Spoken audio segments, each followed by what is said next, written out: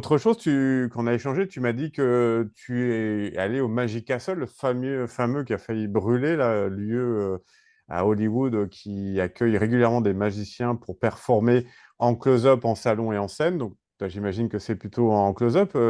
Comment tu as réussi à Ouais, te retrouver là-bas? Combien de fois tu y as été? Est-ce que tu as peut-être une actualité à venir là-bas? Qui sait?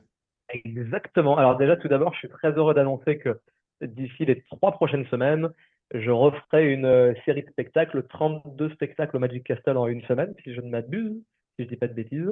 Oui, absolument, parce qu'il y a plusieurs spectacles par soir et on a des vendredis des spectacles supplémentaires. Et je ferai ma conférence le dimanche au Magic Castle pour tous les membres. Et je vais cumuler ensuite la semaine d'après sur les 4F à Buffalo dans l'État de New York, avec peut-être un passage au Monday Night Magic sur New York même, le théâtre de Michael, également pour ceux qui le connaissent. Je t'enverrai peut-être le lien.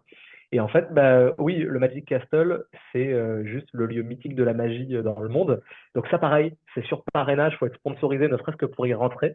Il y a beaucoup d'influenceurs, beaucoup d'acteurs qui y sont, parce qu'ils aiment bien se faire inviter dans ces lieux un peu VIP. Et même en tant que magicien, on peut se faire parrainer pour y rentrer, pour au moins voir ce qui s'y passe.